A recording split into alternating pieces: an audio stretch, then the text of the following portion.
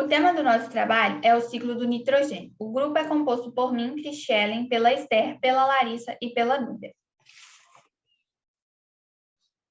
O nitrogênio ele compõe aproximadamente 80% da atmosfera terrestre, sendo que animais e algumas plantas não podem absorvê-lo diretamente em forma de gás. Ele é extremamente importante para o solo, junto de outros elementos, como fósforo, enxofre e potássio.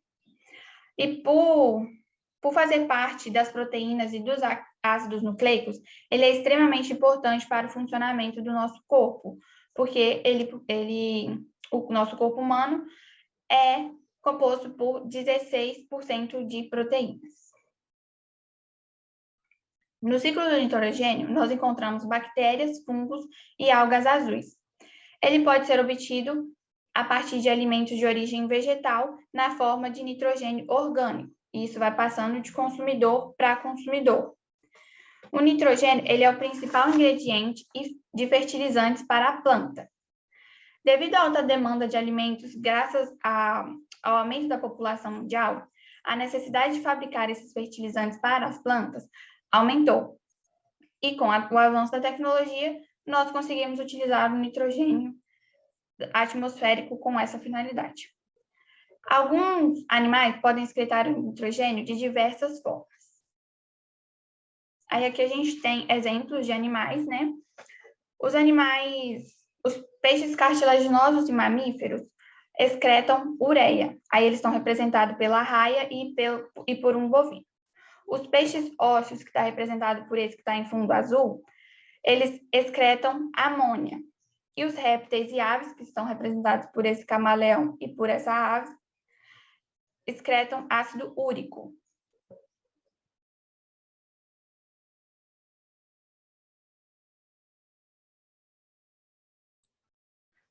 Bom, nós vamos falar agora sobre a fixação de nitrogênio.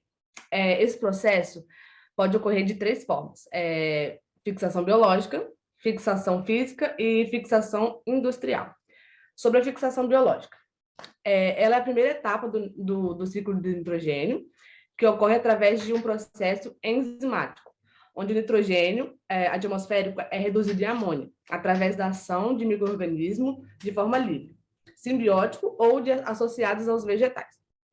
O problema que envolve essa fixação do nitrogênio atmosférico está relacionado à presença de ligações covalentes entre moléculas, o que torna esse gás, né, atualmente estável em temperatura ambiente. Esses micro-organismos podem ser divididos em fixadores não simbióticos ou, mais falado de forma livre, que a gente acabou de falar agora, fixadores associativos, que formam uma relação causal pobremente estrutural com raízes ou porções aéreas de plantas, e também fixadores simbióticos, também falamos aí, que fixam o nitrogênio associado a uma planta mais superior. Sobre a fixação física, onde o nitrogênio atmosférico se transforma em amônio pelos fenômenos físicos, por exemplo, o relâmpago, cuja elevada energia que ele dá separa as moléculas de nitrogênio e permite que seus átomos se ligam com as moléculas de oxigênio existentes pelo ar, formando óxido de nitrogênio e nitrato. Eles são dissolvidos em água e assim depositados no solo. E, por fim, a fixação industrial. Sobre ela, a temperatura e pressão ocorre a ligação entre nitrogênio e hidrogênio, formando amônia. Esse processo é conhecido como Haber-Bosch, eu acho que é assim que fala, que é o ponto de partida para a fabricação de diversos produtos para agricultura e indústria.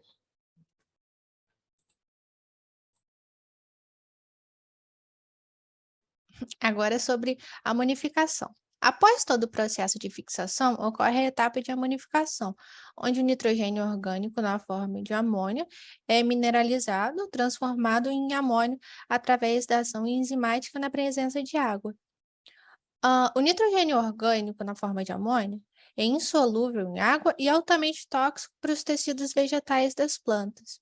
Por isso, ele é transformado em amônio através da presença de água e micro-organismos aeróbicos ou anaeróbicos exclusivamente heterotróficos.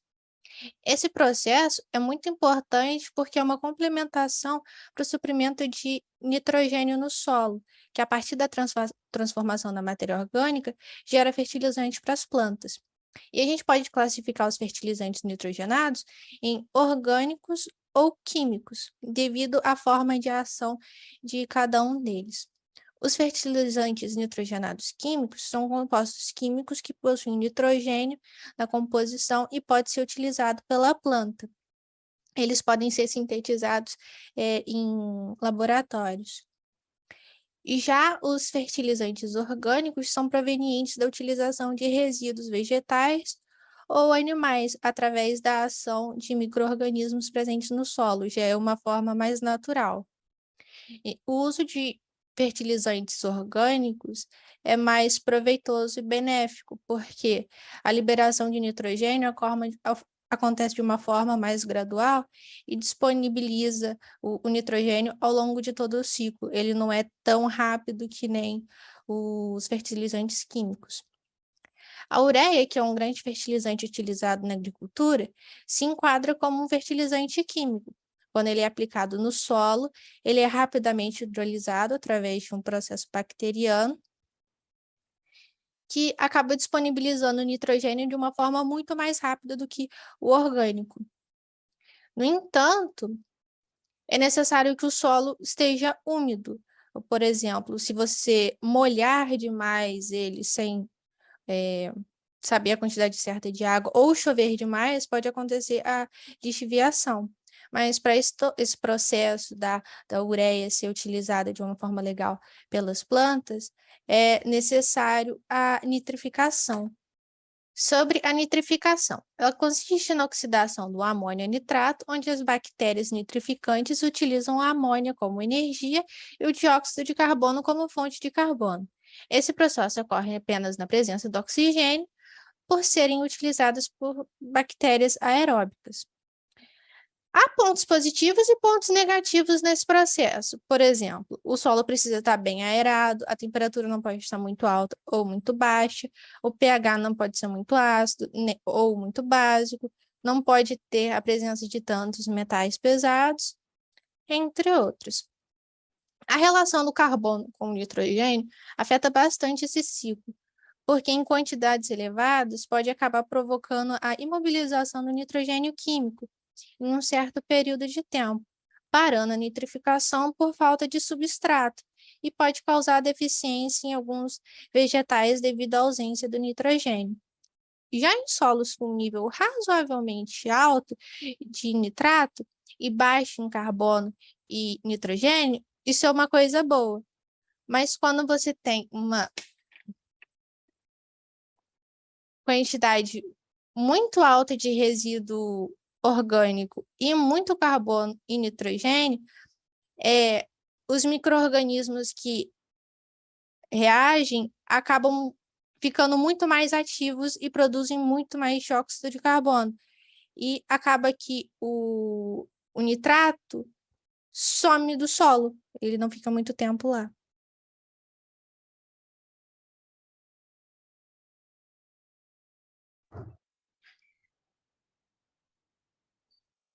Bom, o processo de desnitrificação acontece quando há transformação do nitrato e outras substâncias em gás nitrogênio.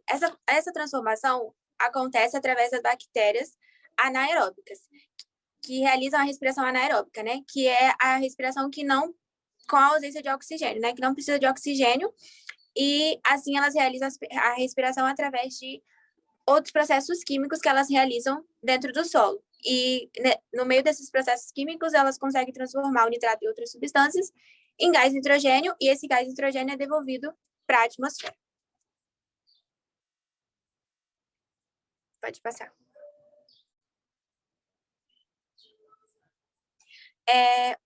Depois de todo esse processo que a gente falou, acontece a assimilação pela planta, que a planta absorve o nitrogênio na forma de nitrato pelas raízes. Assim, o nitrato ele é transportado para a região superior da planta e transformado em proteínas e aminoácidos que são fonte de nutrientes para a planta. E aqui a gente tem uma imagem acerca do ciclo do nitrogênio, bem explicitando tudo que a gente acabou de falar sobre as etapas do ciclo do nitrogênio. E esse foi o nosso trabalho.